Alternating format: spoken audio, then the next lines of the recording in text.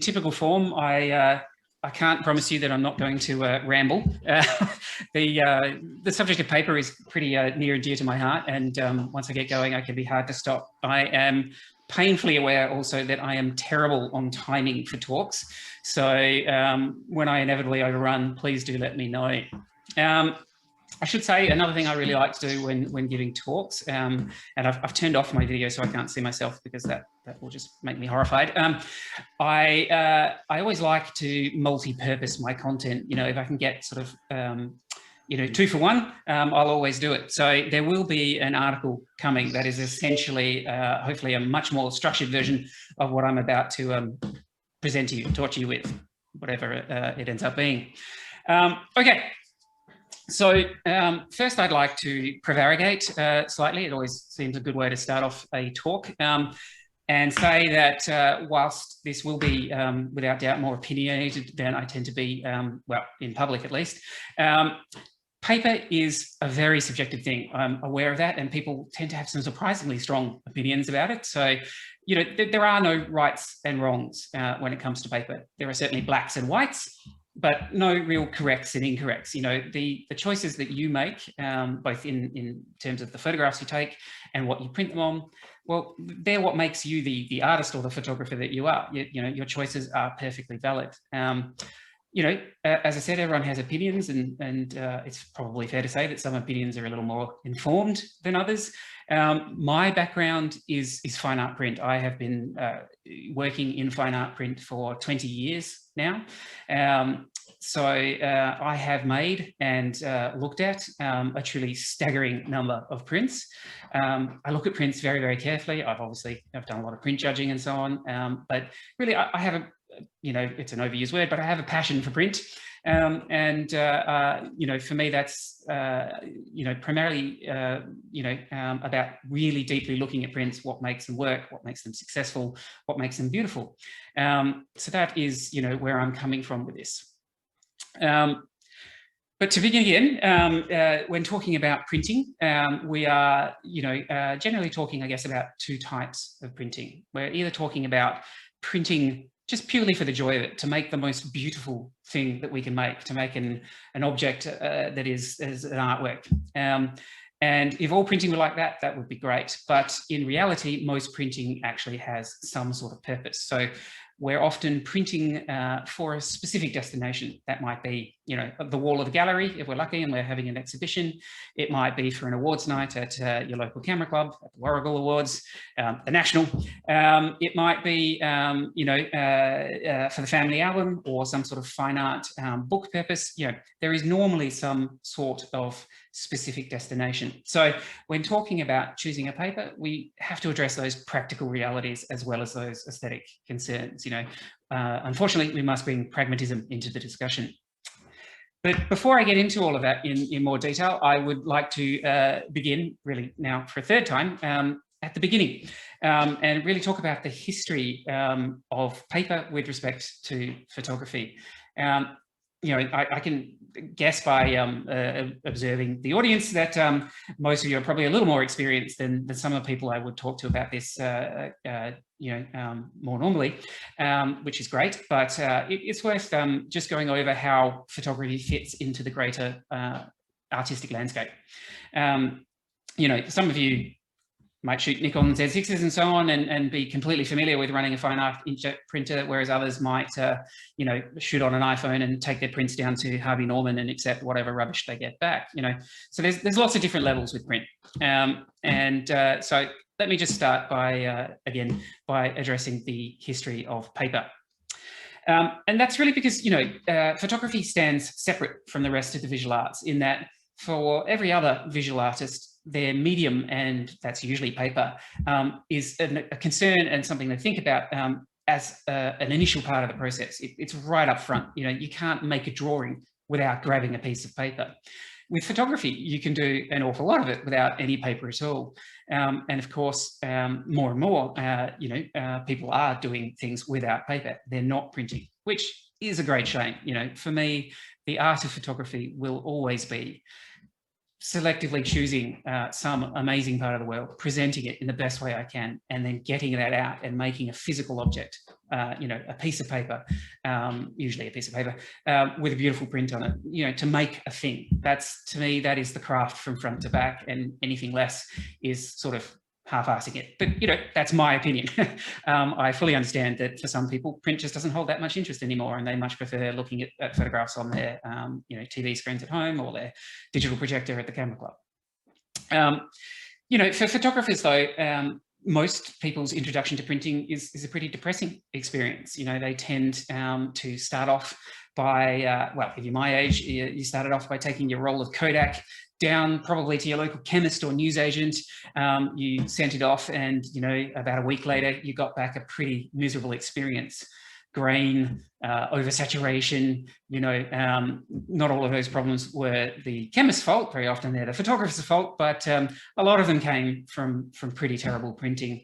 You got these tacky, plasticky bits back, and it, you know, the only choice you really made about photographic printing was matte or glossy, you know, and it wasn't even matte in the true sense of the word. It was really semi-gloss, you know, and that was really, you got what you got. For the younger folk these days, you know, it's Officeworks, Harvey Norman, that sort of thing, or possibly, you know, a low quality inkjet tends to be where they start their printing journey. So it's often, you know, not much thought is given to paper, and the whole experience is you know, fairly depressing. Now, of course, that is underselling the analog era of photography somewhat, because, of course, there was, and there still is, other types of printing. I think that almost all of us have very fond memories of the joy the darkroom can give, and probably some quite significant memories of the frustration the darkroom can give as well. You know, the darkroom was this magical, mysterious location where prints would emerge. You know, the latent image would come out of the chemical baths in the eerie red light, and it was like a little bit of magic, you know, and that was great, but it was also really bloody hard to be good at it. You know, control, consistency, and repeatability were fundamental problems with the process. Sorry, I've just realized my email's open. I'm just going to shut that off. It's beeping at me. You know, it was difficult. It was hard. There was great joy in it, but for many people, there was real, you know, fear of those depths. Thalassophobia, I'm pretty sure that's called. And even in the darkroom, there were relatively limited paper choices. You know, you basically had fiber-based resin codecs. You had kind of quite glossy, not so glossy. You didn't really have a lot of different mediums to work with. So, you know, while you could definitely make beautiful prints, and you still can that way, it was hard, and paper wasn't a huge part of it. It was some part of it, but not a huge part. Enter digital. Around 2000, as we, you know, around the birth of the millennium, the new millennium, as we all here know, there was a massive revolution in photography. And really, it was a two-part revolution. The first part gets all the kind of interest and press, and we've all become a little bit obsessed with digital sensors. And digital sensors brought, for the first time, Moore's law, you know, the pace of computing, the doubling of power every year to photography. And it was, without question, a watershed moment in photography. You know, initially, and I remember it well, there was a lot of reluctance about digital capture. And really, now looking back on it, it seems kind of quaint, because what exactly were people holding on to? It's not like 35 millimeter film was all that. You know, the quality by modern standards was actually pretty bad. You know, it really was about 2006 when the 6 megapixel digital cameras came along, the first sort of decent digital SLRs, where it was quite easy to prove that digital had easily surpassed film, you know, in resolution terms, in dynamic range terms, in color accuracy terms, really in every practical sense. Digital very quickly put a bullet in film, which isn't to say that film doesn't have its place and there's a romance to it and all that, yada, yada, yada. But, you know, it would only really be a true follower of Ludd that does not agree with the statement that digital quality has vastly surpassed film. You know, just to carry on that topic for one moment, one thing is also the massively increased sensitivity. So it's not only the dynamic range, the ability to finally capture more of the world's true contrast that we got with digital sensors. But it was their tremendous low light sensitivity, which also put a bullet, for the most part, and for most photography, in flash, which possibly is the greatest thing about all of digital photography, if you ask me. Flash unquestionably has its place in created light situations in the studio, but is otherwise pretty much an awful thing that, for 99 out of 100 photographs makes it worse, not better. So the fact that we now shoot just about everything under natural light is, for me, just a tremendous pleasure. The other big revolution, though, that happened at the same time and hasn't really, I suppose, received quite as much attention, but it was digital printing. It was, in fact, the Inkjet printer, this tiny assembly system, this miracle of placement, this thing that can take these minute particles of pigment and very precisely and carefully lay them onto paper. And, we're just at the beginning of the inkjet revolution, much in the same way as we're really at the beginning of the digital photography revolution. Inkjet printing, just to put it in context, is also the basis for 3D printing. That is, again, tiny placement of particles to build something. It's simply a layered approach.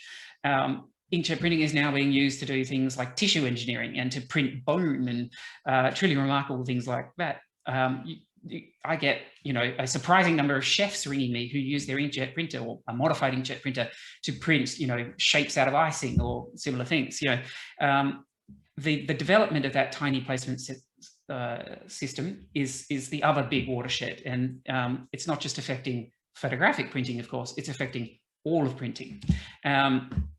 So it's worth talking a little bit about the history of inkjet printing, because obviously that leads into paper more specifically. In the early days of inkjet printing, we had, the most famous practitioner of early inkjet printing is of course Nash of Nash Editions. So that's Graham, I'm pretty sure, Graham Nash, the musician, who very bravely took a machine that was about 125,000 US dollars, the Iris inkjet printer, and literally cut into its head to adapt it for fine art printing. And they began experimenting with printing inks onto uncoated traditional art papers. And that was the beginning of what we now know as fine art inkjet printing, that the Americans occasionally still call giclée, although that term is finally, thankfully, dying. But that was the beginning. And just around that time, or the first few years, that was in the early 90s that happened. Towards the late 90s, again, basically around 2000, Hahnemühle came along with the invention, and they really did invent this. They invented digital fine art papers. That is to say, traditional art materials coated with an ink receptive coating designed to be put through inkjet printers. And this was a revolution.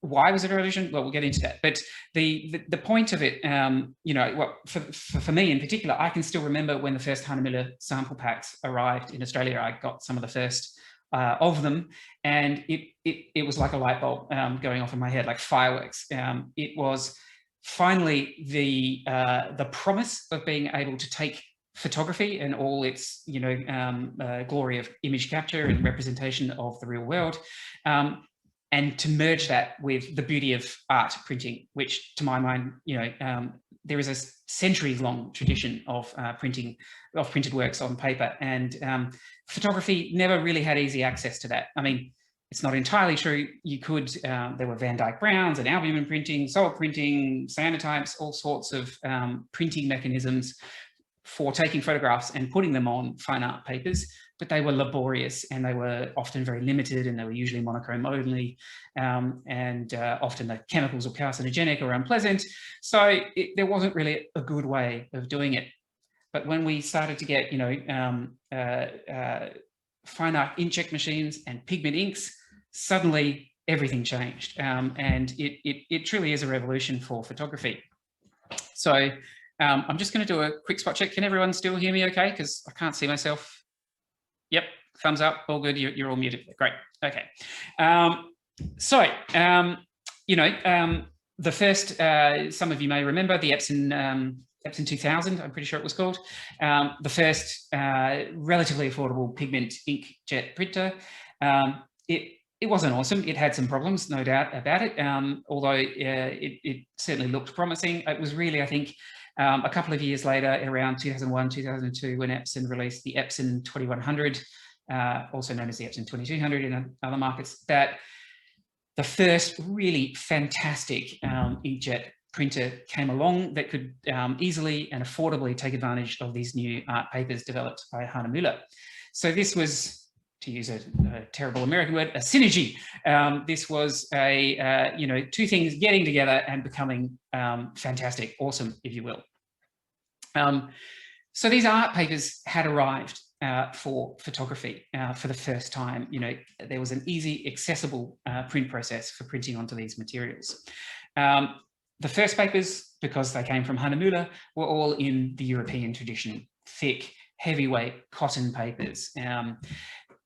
The amazing thing about art papers, you know, that's immediately obvious is that there is no optical flare at all. There is no reflectivity in the gloss sense. So you have the quietest, most sort of natural representation of the image on these papers. And again, they are beloved by artists in other visual mediums and have been for literally centuries. In fact, you could pretty much argue millennia at this point.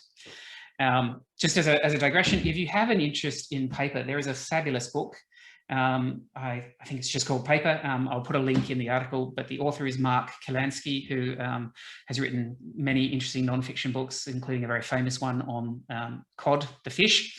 And he has an excellent one on paper that is, if you're at all interested in paper, is absolutely worth the time. So these early art papers arrived, and you know, pigment inks were placed upon them and people started printing that way. And many of us who had for years looked rather jealously at the rest of the art world printing on those papers, went, wow, this is great, this is amazing, we can print on these things. It is also, though, fair to say that not all photographers were as excited by these papers. A lot of that, I think, came from simply ignorance. They'd never really experienced those things and they didn't really understand the advantages that those papers had. But some of them just, you know, just don't find them and still don't find them, in fact, photographic as they would see it. So very quickly, you know, around 2005, 2006, we started to see what are called, or now called, darkroom alternative papers or imitation darkroom papers or whatever you'd like to call them. Essentially, fine art, gloss and semi-gloss materials that seek to look very much like the fibre-based materials that we loved in the darkroom.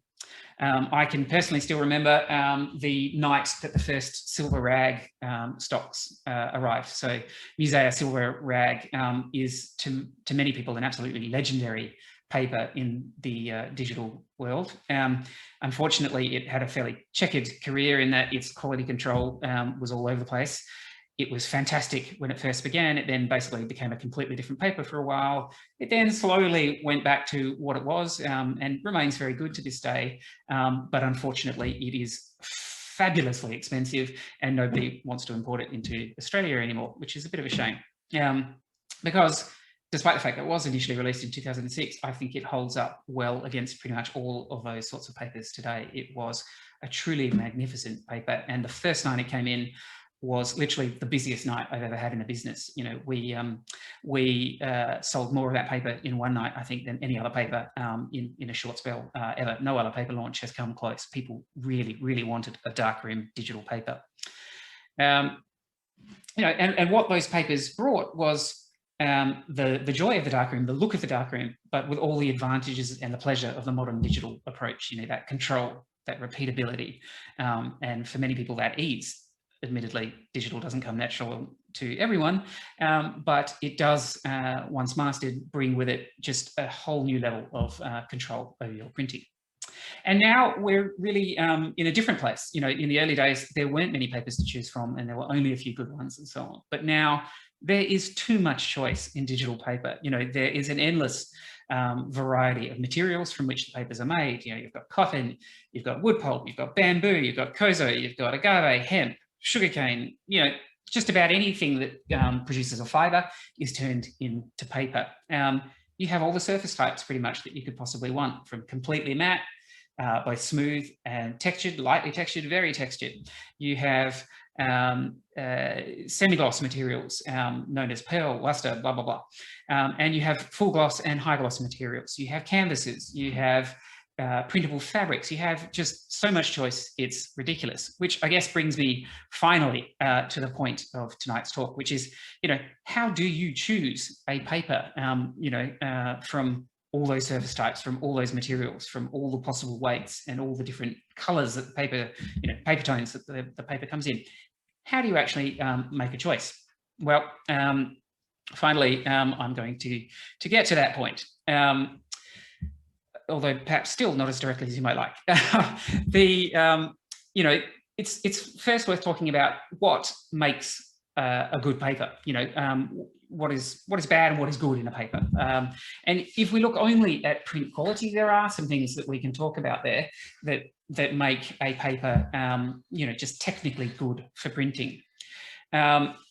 First and foremost of those is the potential contrast range, because really the contrast range, or where your black lies and where your white lies, that range of tones is the boundary for what you can express with the paper. So it is the most fundamental physical property of your print, how black is your black and how white is your white. Tied into that is the tone of the paper. What color is that white? In theory, we want a good bright white. But what does bright white really mean? We all know if we go into a paint store, there's a billion shades of white. But in theory, a high white point, whatever color it might be, a high white point gives us more contrast to work with. So it's a good thing. But of course, in practice, when it comes to the nitty-gritty, there's more to white point, and I will certainly talk about that. We also want a paper that is sharp, that has the ability to express razor sharp details. As sensors get more and more powerful, we are routinely seeing, 20, 30, 40, 50 megapixel images. We occasionally here in the office have people who use Hasselblad with the pixel shifting and deliver us 400 megapixel single frame shots. And we have even had people who have stitched several of those together to make truly ludicrous panoramas that contain literally gigapixels of data. We want to take this amazing modern ability to capture the finest detail of the world, and we want to then express that on paper as sharp as we can, but without digital artifact. And while I'm not really going to talk about digital sharpening, it is absolutely one of the biggest pet hates of mine. Digital sharpening is a curse, it should be banned, and pretty much with modern cameras, you just don't need it. If you need to sharpen something, you've missed your focus, go back and shoot it again. What surface appearance is best? Well, that I think is much more debatable and more arbitrary. Certain things suit certain subjects, and we'll get into that. But you could argue that in a purely technical sense, a nice smooth paper is best at expressing detail and not getting in the way of the image. So perhaps that's what we're looking for. And finally, the range of expressible tones, otherwise known as the gamut, is obviously an important part of sheer print quality. That being said, gamut is typically, and really much more, a product of the inkset, more so than the paper. The reality is that the inkset determines the gamut, more so than the paper, although certainly it plays a part. Now, before I go on, I think it's probably worth making some definitions. Excuse me if you already know these things, but just so that we're all talking the same language and everybody knows what I'm going on about. Let's start with something simple. What is an inkjet paper? Well, as I said before, an inkjet paper is a paper that has been specifically coated with an ink receptive layer, ink receptive coating, to accept inkjet ink. This ink receptive coating is put on the paper to allow it to accept much more ink, allowing you to have deeper blacks and more saturated tones, and also to prevent ink bleed, so that when you place a dot, it does not bleed and you get a very sharp mark.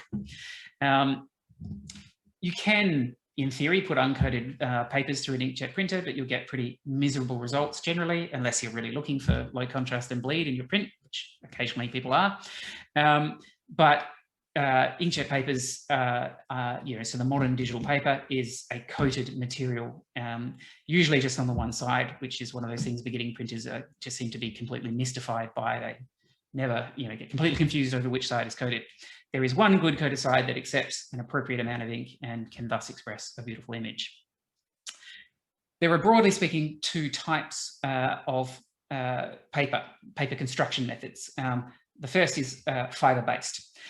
This is where, traditional paper making, where they basically take the pulp of a plant, or usually a plant, they mash it up, and they then essentially take a metal frame, a metal lattice, and they scoop out a layer of the pulp. It dries, and you have paper, because the fibres knit together, and you get a sheet of paper at the end of it. Fibre-based papers are natural products. They're full of natural fibres, and this means that they, and they're not, mashed too far, because we want to keep the strands intact, because that is where the strength of the paper comes from.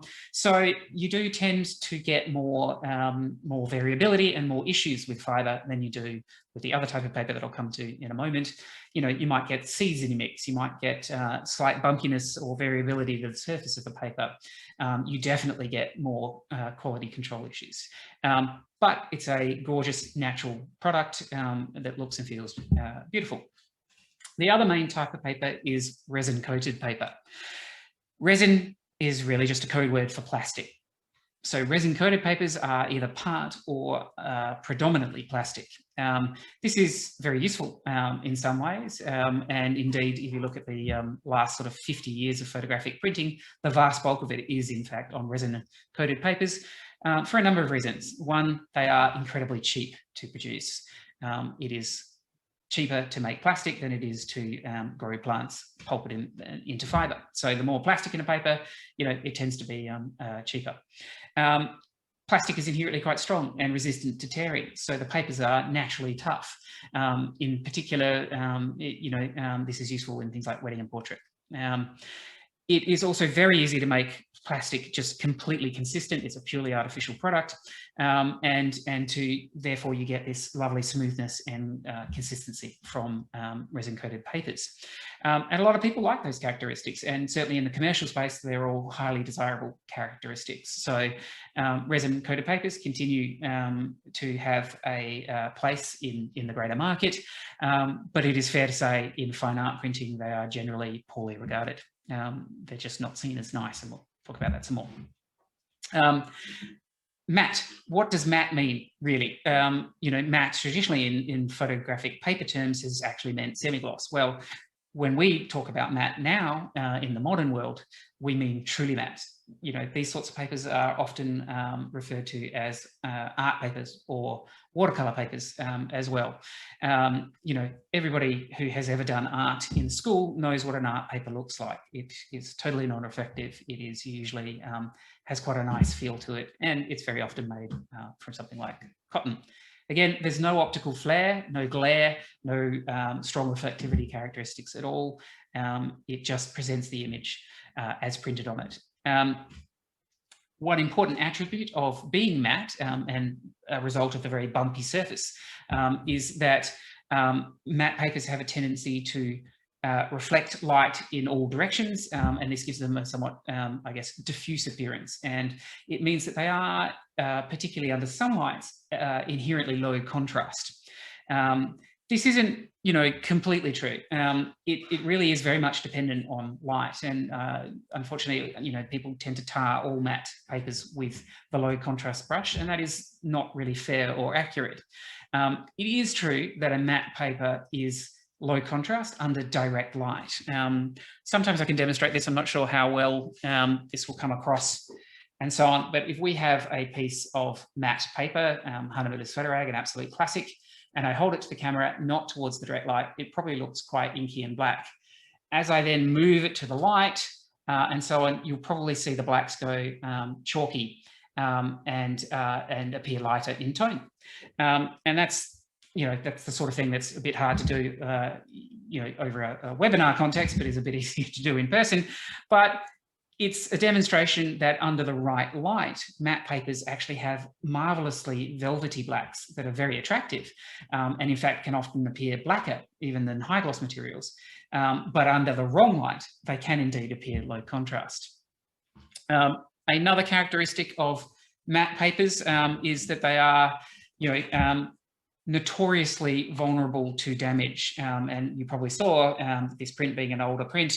When I moved it off axis, you may well have seen various little marks appear, particularly in those blacks. You know, matte papers have a very soft surface. The cotton fibers are right there, and it is trivially easy to damage matte papers. So you have to be very careful with them, and they're largely intended for uses where the print will be in some way protected, or at least not handled. Okay, gloss, we all know what gloss is. It means something shiny, it means something smooth, mirror-like. The big problem with gloss is that the angle of incidence equals the angle of reflection, which means that very often when looking at a gloss thing, you're finding yourself moving your head around, trying to work out a way of looking at the print without seeing the pin reflections of the light source that the print is under. And it can be quite unpleasant. I'll talk about that some more later. The third major type is known as pearl, lustre, photo matte, semi-gloss, semi-matte. It's got about 1,000 names. They're all essentially the same thing. They are a shiny surface, but it's a stippled shiny thing. It was initially invented, you know, so gloss papers came along as a mechanism to increase contrast in printing. Then semi-gloss came along largely as a mechanism to hide fingerprints. You know, people found that if you handled these high contrast gloss things, that they would show every little fingerprint and mark on them, because basically they're the print equivalent of a mirror. Semi-gloss came along as, you know, historically speaking, as a means of not showing off marks and increasing the durability of prints. It also so happened that many people liked that that appearance, where you got sort of some combination of the characteristics of gloss. You got that extended contrast range, but at the same time you didn't have, because the semi-gloss surface broke up some of the light source, you didn't get that pin sharp reflection that you get from gloss, and you therefore got a diffusion of the glare, and this made them a more forgiving material. And when you talk to many photographers and ask them about their favourite papers, particularly those who printed on fibre-based papers in the darkroom, most of the papers that they talk about most lovingly are what are called F-type gloss, and that really was a semi-gloss. It was, in fact, a relatively low-gloss version of semi-gloss that gave you that inky deep black that you get from gloss papers, but had in many ways the characteristics of matte papers in that they were more forgiving. You didn't have optical flare problems, and so on. So that classic F-type print interference is still for many the holy grail, and it certainly can be one of the very attractive types of photographic printing.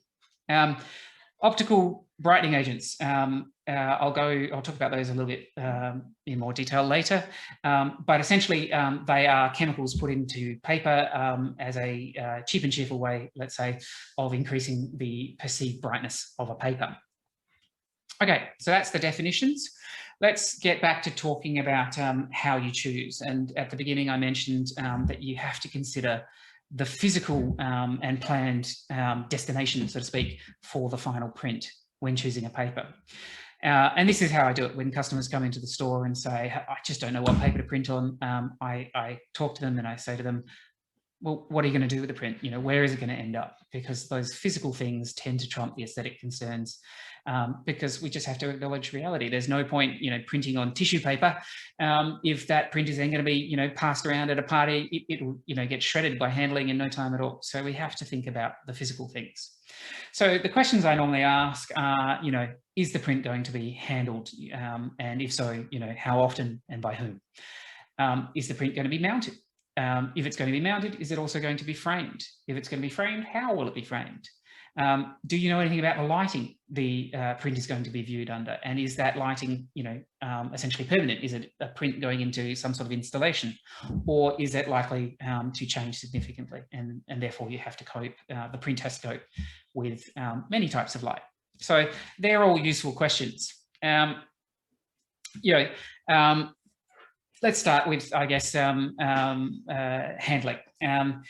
If a print is going to be handled, then I immediately think semi-gloss, because it tends to hide all those marks. You know, you can tell, and believe me, I have, many thousands of times. I have asked people not to handle prints, not to handle sample prints, not to put their fingers on them and so on. You can print it in big bold letters right at the top of the page. Humans stick their fingers everywhere. It's just something they do. You know, you cannot stop it. So if a print is going to be handled and you can't control that handling, you can't force people to wear gloves, then the logical choice is a semi-gloss paper. It may also lead you to think of a resin-coated paper because those papers are strong and resistant to damage. And the resin-coated semi-gloss paper is the bread and butter of you know, workman photography. So the wedding and portrait market, for example, is just almost purely resin-coated semi-gloss papers because they're practical. And the other thing is people have now been looking at those papers for 50 or 60 years. With photographs on them. So to most people, you know, that is the thing they think of when they think, oh, a classic photo paper. What they're really thinking of is a piece of plastic with a semi-gloss surface on it. It's perhaps unfortunate, but it is what it is.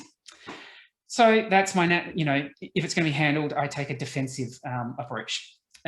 If the print is going to be mounted, it's pretty similar because mounting doesn't really bring much protection to a photograph.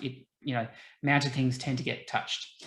That means, you know, if it's going to be in any sort of high traffic area, again, you want to think semi-gloss. If it's going to be in really high traffic, you may even need to think about laminating the print and so forth as a proper protection. And many years ago, I saw a demonstration of an extremely thin lamination film that was, you know, 0.05 microns or something ridiculous. It was just this crazy thin and perfectly matte lamination film. And this was around the same time that these fine art papers was still appearing. And I have been hoping and praying for that material to appear as a sort of archival, realistic option for printing. And it never has. I've actually literally never really seen it again. Now, there are lots of laminates, including matte laminates and so on, but this was just a perfect laminate. You just could not tell it was there. It was lovely. And I don't know why it never eventuated. It was before I was doing all this professionally. I didn't, you know, have the good sense to write down the name of the company, and I've never seen it again. It's a tremendous shame. Okay. Usually mounted prints though are framed, and that brings, of course, glass and Perspex into the equation, which is unfortunate. I don't think really anyone loves glass in front of prints, but there is, you know, there is nothing better really to protect prints across the long term. And effectively, glass and Perspex are, for intents and purposes, for printing purposes, basically the same thing. There are some minor differences, but beyond the scope of tonight. The big problem with glass is that it brings a layer of reflectivity to your final piece. And particularly if you're using gloss and semi-gloss materials, you end up with a double whammy of flare issues and reflectivity issues. It is really, with a lot of prints, particularly if you have something like a metallic paper behind glass, which for many years was you know, what you saw in a lot of Australian galleries, and to this day still see, particularly in landscape galleries, you see these very highly reflective papers mounted behind glass. And it is basically impossible to have a nice, good look at the print where, you know, in a way where you can't see these constant reflections in the print. It is one of my real pet hates, to be honest. And it is compounded by the fact that, particularly again in this country, unfortunately, there is a real tendency to light galleries in a really poorly thought out way. In fact, there was, I don't know if they still exist, but there was a company called the Gallery System that used to show up at every photo show and sold their system to galleries, you know, high and low, all over the country. And that was essentially a system of lighting where you had two little pin light sources, and you would put them on the picture rail that the print was, the framed image was hanging from, and these little stalks would project out, and there would be little halogen lights projecting these pin light sources back on to the photographs. There is literally no worse way to light a photograph than that. I mean, it is the least forgiving method of lighting. It essentially never looks good. It's always at the wrong angle because the picture rail tends to be, you know, at just the right angle so that when you're looking at the print, you know, you're seeing those reflections constantly. It's again, it's a pet hate of mine, and you see it everywhere. I guess the question that brings is, how should it be done? How should you light a gallery? Well, The European approach is far better. It's essentially where you create a massive diffuse light source. Generally speaking, that is done by projecting lights off the ceiling of the gallery. That acts as a massive white reflector, and you essentially get perfectly soft but bright light lighting up your prints. And this allows you to see really just not just prints, but any artwork in the most attractive lighting. And it's something that it obviously takes more cost and expense to set up, but you very rarely see that in galleries in this country, which is a real shame. And whenever people come to me to talk about how to set up their galleries and so on, it's absolutely one of the things I don't shut up about, because galleries should have even, soft and completely diffuse lighting, not point light sources. Now, that isn't to say there's never a place for the pool of light thing, and particularly in the home environment where you can control very well the angles of those lights. You can get them up really high so that you don't have to look at those reflections when you're looking at your work. You can absolutely light prints in a pool of light and have it be a very attractive thing. But in general, it's a bad way of lighting prints. And it is also an argument against the use of gloss and semi-gloss materials, but particularly gloss materials, in the context of framing behind glass. When you frame behind glass, matte materials tend to be the most attractive. They tend to lose some of that characteristic of the lower contrast. The glass lends them a little bit of gloss, you could say. So you lose that disadvantage, but you have all the other advantages of the quiet expression of the images behind the glass. You can't get rid of the reflectivity on the glass. You can use museum glass, and to a certain extent that works, although it has a little bit of an unfortunate green tint. But those matte materials tend to look very complementary. They have that increased gloss, and they sit quietly behind the glass. And you can really take advantage of those properties and present them in a beautiful way. For example, you can do things like box framing, where the paper is sat some distance behind the glass. There's often 5 or 10 centimeters in between the glass and the paper, and this really allows your eye to look through the glass and to experience the print as an object, as a thing independent of the glass. Another approach that I've seen and can actually be really effective is actually where you use a box frame again, but the glass is actually put right next to the print, usually just a millimeter or 2 in front of it. But non-reflective glass is used, and if that is lit at all sympathetically, then from a distance, or even from a couple of feet away, you simply can't even tell the glass is there. And again, you can really see the paper as a thing in that way, and it is beautiful. I'm going off on a tangent here. Okay. Okay. Next, we might look at the archival requirements when choosing a paper. It's a fair question to ask. Do you really need archival? I mean, the vast bulk of things that are printed archivally, it's probably pure vanity. You don't really need those prints to last centuries. Sort of as a byproduct of this quest for archival printing has been the death of high quality dye-based inkjet printers, which is a real shame, because dye inks are much easier to get out of an inkjet head. There's much less problems with clogging. There are less problems with consistency, and the inks are much cheaper to manufacture. The print quality can be utterly superb. For many purposes, a really high quality dye-based machine would be the perfect tool. But everybody seems to have given up on developing those. Epson don't do it anymore. Canon don't do it anymore. HP don't do it anymore. All the photographic inkjet printers made today, the multi-ink ones and the ones with the special black and white modes and so on, they are all, without exception, pigment inks. That means that printing, modern photographic printing is essentially archival by default at this point. So even if you don't really need archival, you're getting it anyway. When I say archival, we're talking about really, really archival prints at this point. If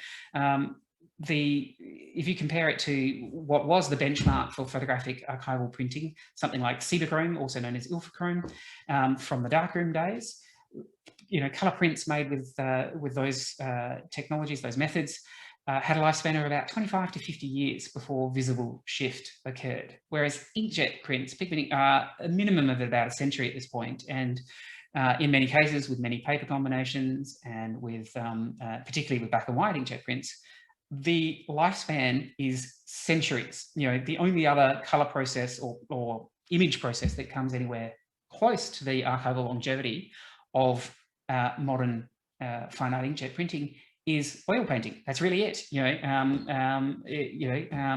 and smearing ochre pigments on capes. You know, those are the and really in many ways it's almost the same thing. You know, it's a pigment on an archival substrate. You know, it is highly archival. So whether you need it or not, if you're printing for yourself or you're printing at a fine art printing surface like ours, you're getting archival, you know, whether you like it or not. You know, it's probably worth mentioning that definition of archival is a little bit smoke and mirrory, in the sense of, you know, you can hide a lot of things in the term visible shift. But to be fair, you know, visible shift is you know, prints made these way, and even pseudochromes and so on, they don't disappear in a puff of smoke. It really is talking about when an observable change happens. That change is almost always in the yellow side of the print. The print or the paper will begin to yellow, and the yellow ink will begin to fade. So it's always yellows. On the one hand, it's increased yellow from the paper, it's decreased yellow from the yellow ink, which is always the least stable ink. It's usually defined as a 5 or 10% shift in the appearance of yellow in the print. So it's not necessarily a dramatic change. So, you know, there is some leeway. A print is not literally identical from the day it is made to 100 years later. But I can tell you, even I personally have inkjet prints from the early 2000s, so 2001, which I could print today, and they would be imperceptible. They would be identical to prints made today. So that's not accelerated testing, that's real world testing of more than 20 years. There is no question that pseudochromes would be beginning to show their age in that same time span. And pseudochromes were spectacularly difficult and expensive to make, and the chemicals were distinctly carcinogenic. So, you know, we've definitely moved forward. Next, I should talk about optical brightening agents again in a little bit more detail. So an optical brightening agent is a chemical, a fluorescent chemical that is put into paper to convert light outside of the visible spectrum into blue light. So it makes the whites of a paper appear more blue. And this increase in the amount of blue reflectance in the paper makes the paper appear brighter. It's a thing about the human eye that bluer appears brighter than warmer. Even if, technically speaking, if you measure the amount of light coming off the paper, it might be equal in a warm tone paper and a blue tone paper. The reality is your psychosomatic perception, shall we say, of that paper will be that the blue paper is brighter. OBAs are used everywhere. You know, they're in detergent, they're in toothpaste. You know, well, I'm guessing not a lot of you go to nightclubs with black lights anymore, but if you were to, you know, you'll see the disturbing thing that happens when people's teeth glow from the optical brightness that's in their toothpaste. And if you see a person whose teeth aren't glowing, well, you know, they don't have good dental hygiene. You know, the history of photographic printing is meshed with OBAs. You know, I suspect OBAs were in part developed for such things, and I don't know that, but they have been used by photographers for as long as they have existed. And if you ever want to see proof of this, you can take yourself along to the National Gallery and ask to see their photographic print collection. It's not generally on open show, but you can go and see it by request. And they have original prints there from Ansel Adams, Weston, you know, Sexton, great photographic printers of the days of yore. And those prints, often now, you know, many decades old, have an ivory tone to them. And that ivory tone has specifically come from the faded optical brightening agents. They were put in papers that weren't particularly bright to start with. They used a lot of OBAs, and the net result ended up being this distinct ivory tone that is now seen as an attractive characteristic of historical photographic printing. So in some ways that may not even be a problem at all, but it is fair to say that it is in vogue now to very much avoid optical brightness in digital printing. And the problem with them is the change. You know, the papers initially appear brighter, but they have a much more accelerated change curve. So that visible difference is going to occur much more quickly with a paper that has an OBA in it than with a paper that never had it in, and so on. So, you know, it's something to be wary of, and there is no doubt it's fashionable to avoid them, but it's also important to understand that in reality, the OBA use in most digital papers is actually very minor. It's put in usually not to the coating, but it's put into the fiber mix, the base mix that makes the substrate, and it is done essentially to even out the grades of materials that come into the factory. You know, Hahnemühle brings in cotton from a variety of places, and you get slightly whiter cotton from one region than from another, and they even that out using a chemical process. Because it is in the substrate and not in the coating, has probably next to no effect on the archival longevity of the print, so it's not truly evil, and I wouldn't worry about it too much. I think it is one of those things that people tend to worry about too much. And the price you pay for the lack of optical brightness is significantly less contrast. Your white is not as bright, and therefore your contrast range, which could be here, is down here, and that may be a significant problem if you are printing simply to create the best print that you can. For example, you're printing to enter an award, then you don't care, you know, that in 50 years that print may not be as beautiful as the day that you made it. It's not really relevant. The trophy's already on your shelf at home, hopefully, so you just want it to look as good as possible. So in that context, having that extra contrast range may well be a very desirable characteristic, and concern about OBA should be thrown out the window. You know, you need to think about what you're using the print for. Just to get back to resin-coated and fibre-based, I think I've covered that in some detail, but it's worth looking at it from an archival perspective as well. Resin-coated is essentially less archival. Because it's plastic, or at least somewhat plastic, it suffers from things like cracking problems and so forth over time. It tends to become brittle and degrade more so than paper fibre does. And particularly if you have placed your resin-coated print and adhered it to a board, then when the board over time shifts, because plastic is more rigid than fibre, it tends to exacerbate problems with cracking and so on again. So in general, archival printing and resin-coated papers don't really go together.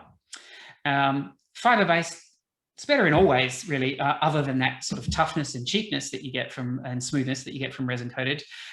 You can put a higher ink load on it. It's fundamentally more beautiful. I think that's almost impossible to argue against. It feels better. Your print as an object, not just as an image, but as a thing, as a tangible physical thing in the real world.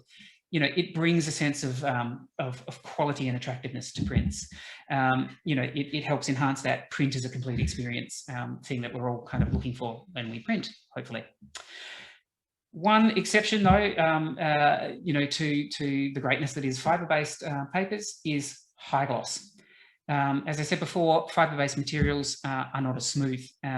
So really high gloss is hard to achieve with a fibre-based material because they're just not smooth enough.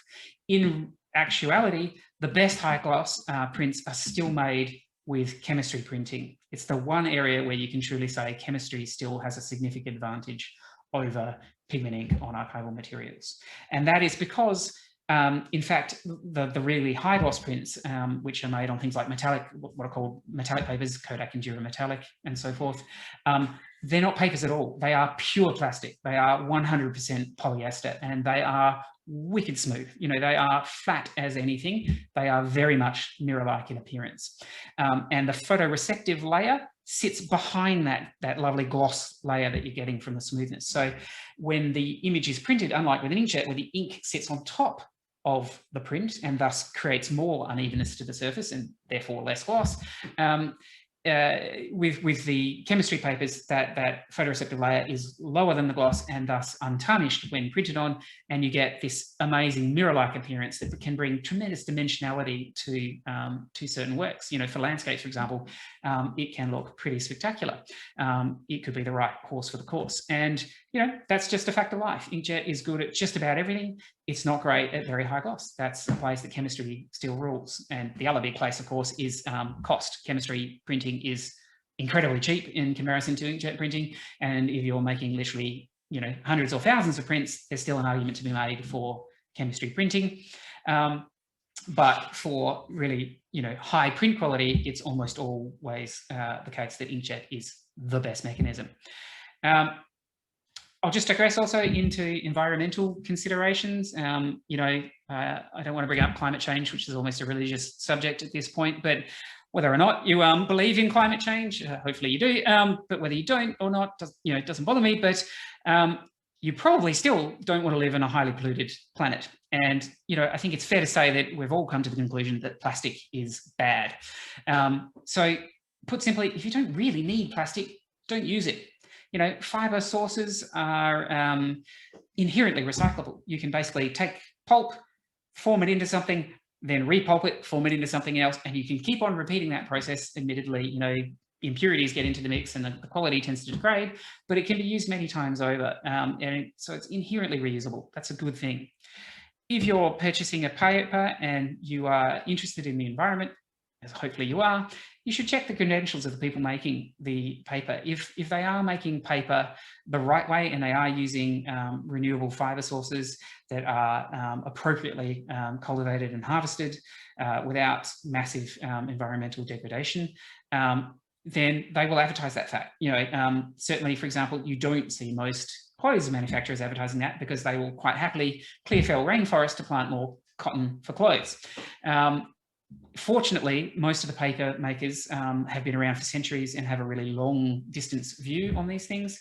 And a little, I guess, bit of trivia is that these papers, which are often called cotton rag papers, the word rag there refers to the fashion industry because these papers were originally made with cut-offs from the fashion industry. It was, you know, the ultimate example of using waste to create something beautiful. They used cotton that came from the fashion industry, they pulped it up and made paper from it.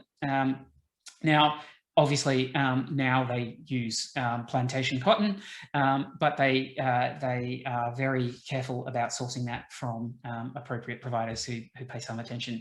Of course, cotton is still cotton. It is still going to be something that uses a lot of water and is you know, a relatively environmentally intensive fibre to produce. So consider alternative materials. We're finally seeing, you know, for a few years now, we've had excellent bamboo papers. We're now finally, just in the last year or two, seeing papers made from hemp and agave and so forth. Bamboo and hemp are two really logical fibres to use for paper because they're both massively more environmentally friendly than most other fibres. So, you know, those are things you should have a look at if those are concerning, if the environment is of concern to you. They cost more. There's no getting around that.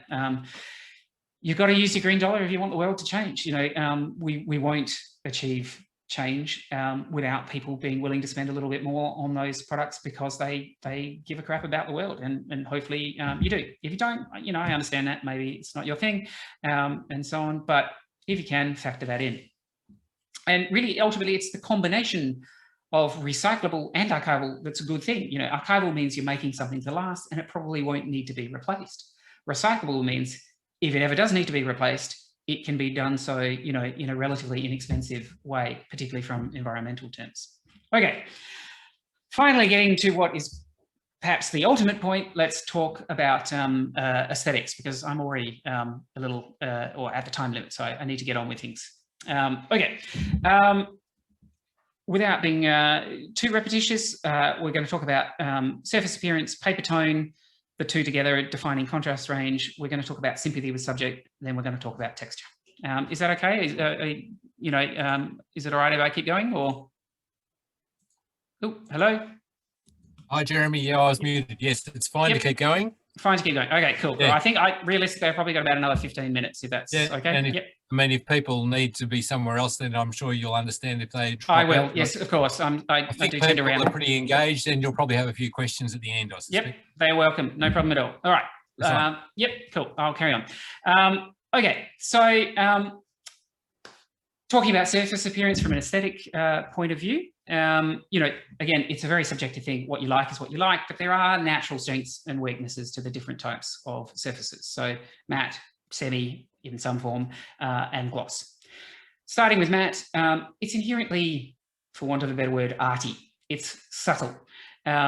A smooth matte paper tends to get out of the way of your image. It allows a very naturalistic representation of the image itself without the paper being in your face. Contrary perhaps to the intuitive or popular opinion, matte papers are the sharpest of all paper types.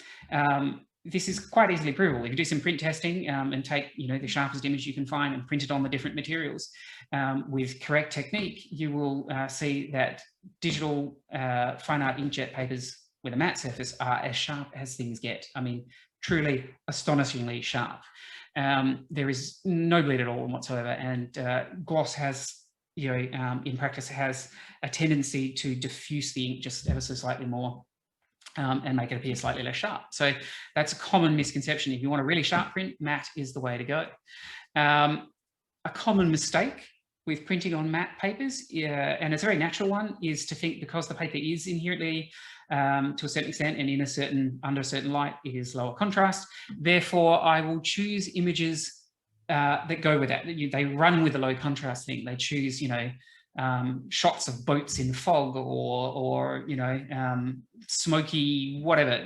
They inherently think, oh, I'll put my low contrast image onto this low contrast paper. But low contrast times low contrast is low contrast squared. It means you tend to end up with mush. It is a classic mistake and an important part of the learning process of learning to deal with matte materials is image selection to suit it, which means, generally speaking, you probably should actually err to images that inherently have a higher contrast within them, but also in your preparation of those images for printing on those materials. There's no doubt that matte is the hardest to prepare for because of that somewhat narrow range of contrast. Therefore, you need to be a little bit more careful. And one of the things you most likely should do is increase the contrast slightly beyond where you perhaps think you should, so that you are being sure that you are taking full advantage of what contrast is available to you.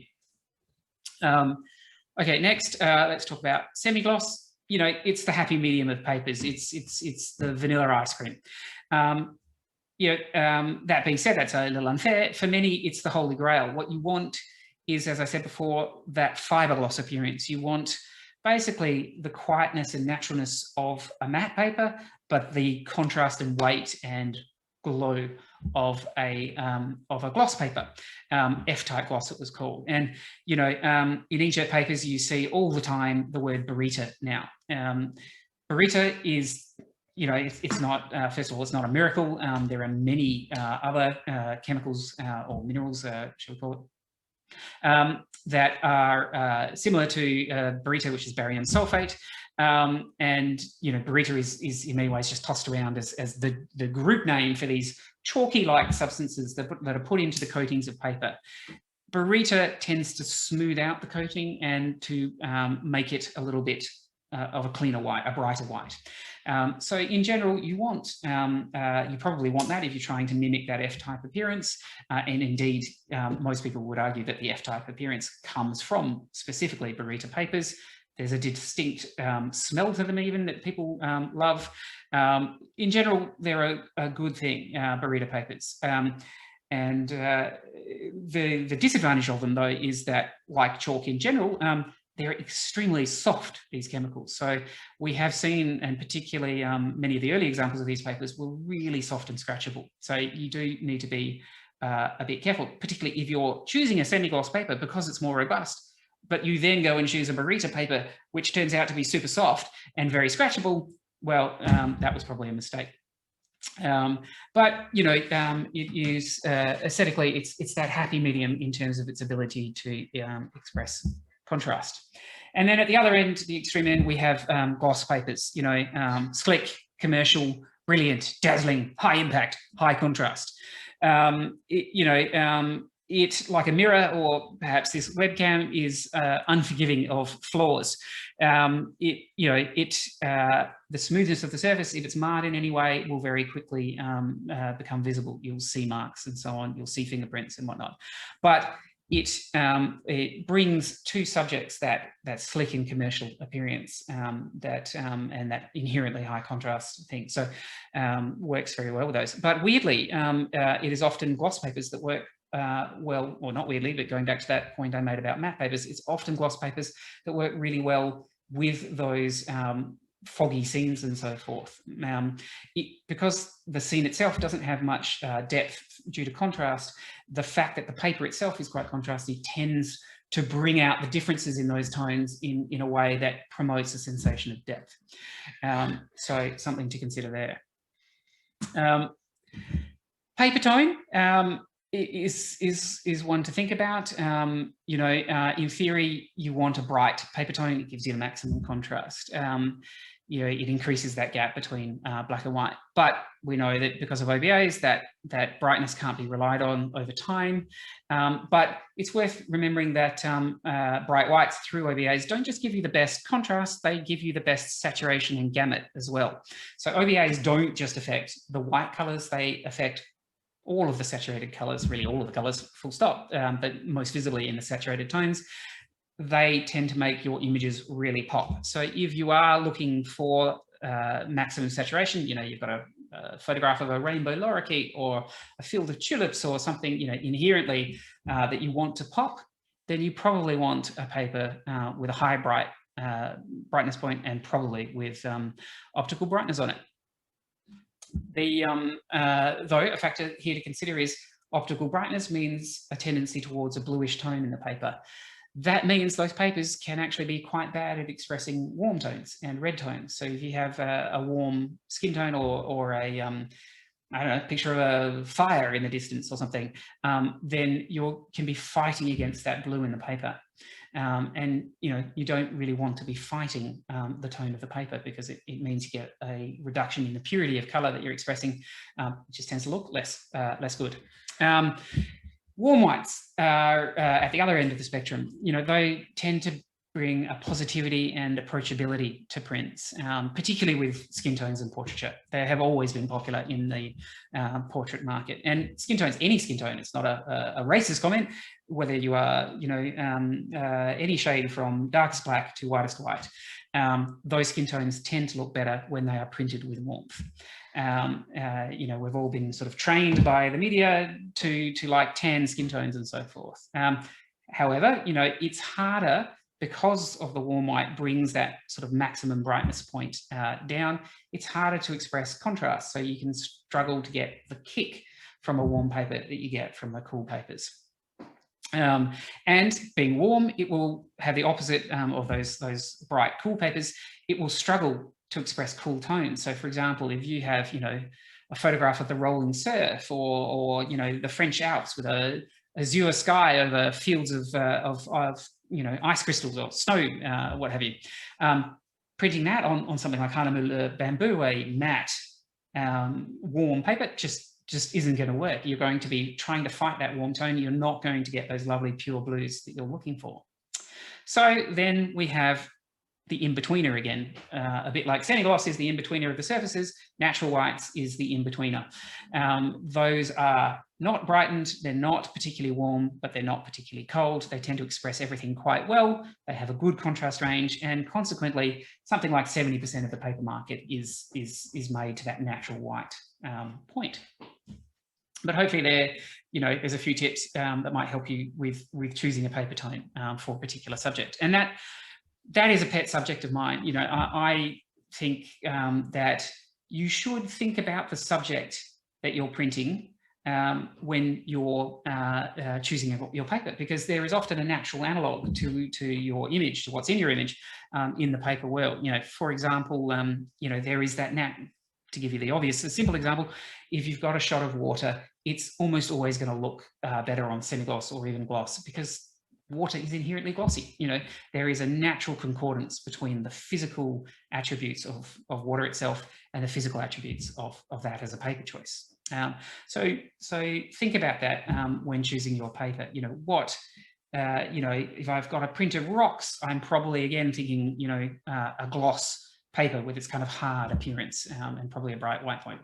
You know, whereas if I've got a portrait, a classic portrait of someone, say, you know, an Indian man shot at dawn. I've got a few of those in my portfolio, and so on. I will always print them on a warm toned paper because that, you know, the light emerging in the dawn and the warm skin tones just radiate and make the whole print more approachable. Texture is worth talking about.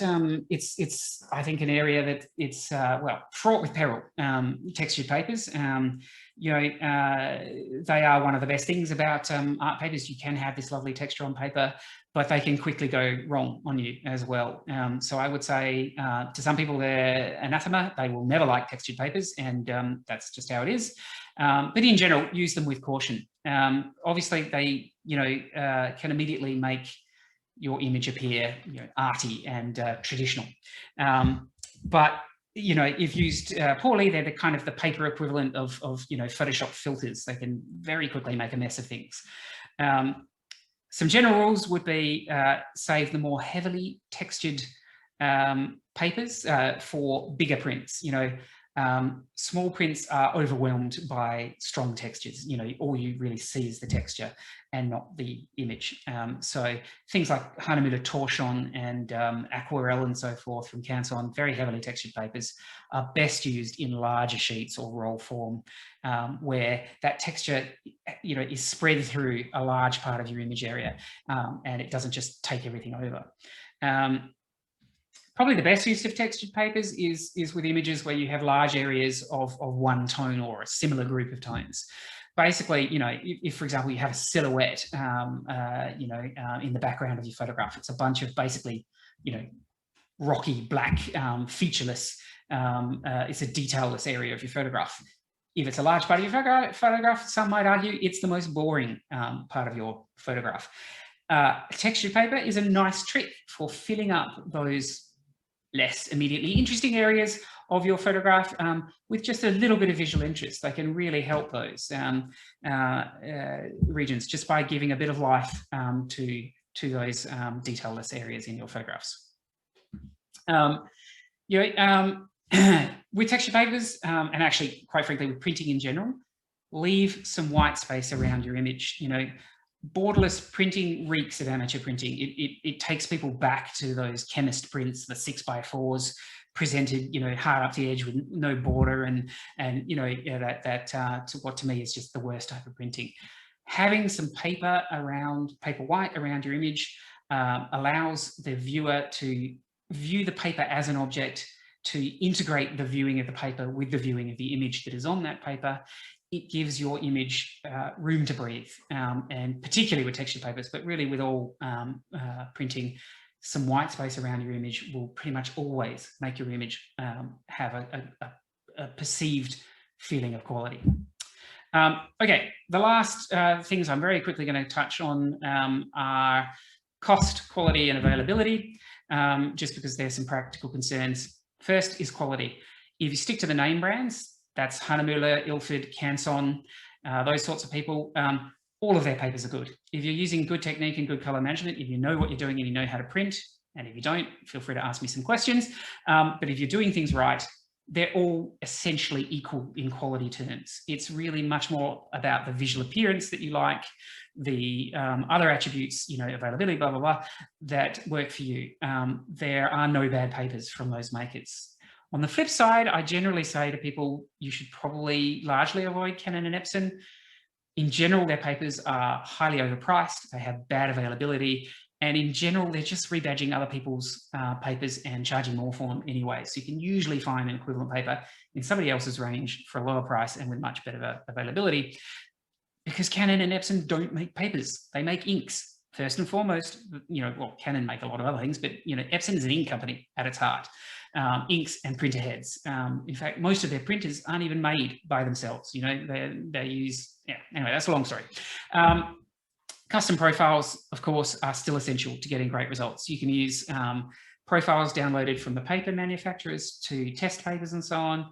But, you know, having made and evaluated literally hundreds of thousands of prints, I can tell you the best way to make them is to choose some favorite papers and have custom profiles made for those papers. It's inexpensive. It gives you the best quality results. If you don't know what I'm talking about, I'm happy to take questions either now or offline later on. Okay, cost. Honestly, it's pretty much irrelevant. If you know what you're doing, your hit rate with printing should be very high indeed. You should barely ever need to do test prints. You should be, you know, at that point where what you see is what you get. And you really can get very, very close to that.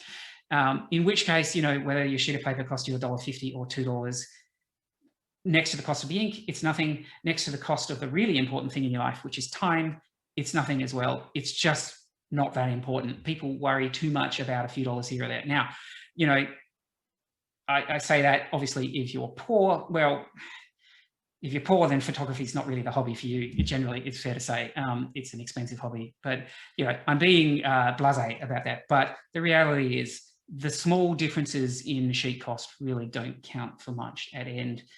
If you're finding that you're wasting a lot of paper, then improve your technique, and we'll be happy to help with that. Finally, availability. It's worth talking about because that is important. It's very frustrating to invest a whole lot of time in getting a process right. You know, you have custom profiles made. You calibrate your monitor in such a way that it's a great predictor of the final print that you're planning to make. And then you go to buy your paper and you just can't get it. That is very frustrating. So good availability is important. You know, you probably, if you follow image science as a business, you'll see we have a pretty strong leaning towards Hahnemühle first and foremost, and probably secondarily towards Ilford. There are good reasons for that. For example, Canson, while they make some lovely papers, have done a number of things over the years that I just consider to be fundamentally dishonest business practice. For example, you know, when they first started as a digital paper maker, they used stock from the Arches mill. And Canson is a coating company. They don't make paper. They coated Arches paper stock. And for years, that was great. You know, Arches are classic fine art paper makers, and there are some beautiful papers in their collection. However, Canson then lost the rights. They managed to annoy Arches, something like that. No one has ever really told me exactly what went wrong there, but for some reason, Canson were essentially struck off from the Arches mill. They were no longer allowed to produce or to buy Arches paper. And this meant in the space of a few months, all of their papers radically changed. You know, you cannot go to another paper mill and say, make me a paper that looks like aquarelle. It's simply not possible. Each paper is a very unique combination of machines and processes that results in its final appearance. It cannot be mimicked. People have tried many times, it doesn't work. Canson changed all of their papers, their entire range, and they did not tell anyone. For 12 months, we had endless phone calls saying, why does my aquarelle not look like the last box of aquarelle? It's nothing like it. You know, they didn't tell anyone. And this was very frustrating. And just recently, they threatened to do this again. And this drove me nuts. I sent a very strongly worded email about it. And fortunately, they have decided against it. And you will have perhaps seen recently that they have released a specific new range. They haven't just changed their existing range under the same labels. They've got a new range called, you know, Arches Canson or Canson Arches blah blah. So at least this time they're bringing in the new papers and everybody knows what's going on and so on. But fundamentally, you know, they also have some fairly regular availability problems. So Canson's a little bit low down on my list. Ilford's a bit higher again. A couple of reasons. They're now Australian owned, which is not a bad thing. It keeps, you know, some money in the country and all that. It's fair to say though, they have been, you know, absolutely the success story of papers in recent years. They have gone from almost no place in the fine art market to a very significant place in the fine art market, but they're victims of their own success. They have unquestionably had some supply problems along the way, and particularly thanks to COVID, they haven't truly solved those yet, but they plan to. Finally, there's Hahnemühle. Hahnemühle, there was a brief glitch with a local importer recently, but apart from that, we have been selling and using Hahnemühle paper for 20 years. Availability is truly fantastic. They invented the stuff. They have a fabulous range. They are literally 70% of the digital fine art paper market all on their own. They are the kings of this category. So if you're going to choose one, choose probably Hahnemühle overall because they have good choices, beautiful choices, and they have great availability. The cost is often on par, possibly a little bit higher than say Ilford, but it's fairly reasonable. And Hahnemühle did ask me to tell you that they would be quite happy to throw some free sample packs towards the Warrigal Camera Club if you have an interest in that after the hour and 20 minutes that you've been forced to listen to me. On that note, I am at the end of my prepared material.